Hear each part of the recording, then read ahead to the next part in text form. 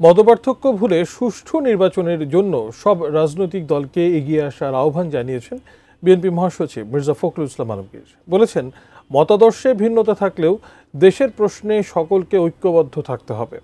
আর সরকারের প্রতি বিএনপির কেন্দ্রীয় নেতাদের আহ্বান, নিরপেক্ষ নির্বাচন অনুষ্ঠান। শনিবার সকালে ঢাকা রিপোর্টার্স ইউনিটিতে বাংলাদেশ লেবার পার্টির ৪৮তম প্রতিষ্ঠাবার্ষিকীর অনুষ্ঠানে বিএনপি স্থায়ী কমিটির সদস্য অবসরপ্রাপ্ত মেজর হাফিজউদ্দিন আহমেদ বলেন, বিগত ১.৫ দশকে যারা আন্দোলনে শরিক তাদের সাথে নিয়ে নির্বাচন করবে বিএনপি।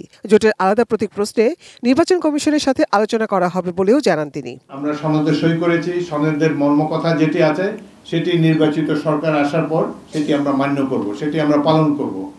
আরেকটি বিষয় হলো, অতীতে সব নির্বাচনে বিএনপি মিত্র দলকে নিয়ে যাদেরকে নিয়ে জোট করেছে তারা বিএনপির প্রতীক ধানের শীষ ব্যবহার করে নির্বাচনে অংশগ্রহণ করেছে। জামাতের আমিরও করছে, এমনকি জামাতে ইসলামী যারা এখন আমাদের প্রতিপক্ষ রূপে দাবি করে তারাও ধানের শীষ নিয়ে নির্বাচন করে এসেছে।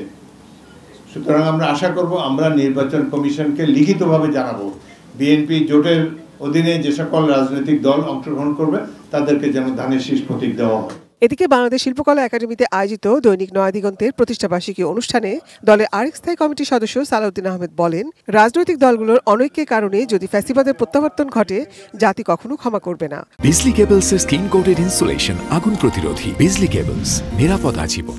ফ্যাসিস্ট আওয়ামী লীগের প্রত্যাবর্তনে সব দরজা বন্ধ করতে হবে। আমাদের সন্তানদের রক্তের অঙ্গীকার, আমাদের এদেশের ছাত্রগণ অভ্যুত্থানের শহীদের রক্তের প্রত্যাশা আমাদেরকে পূরণ করতেই হবে।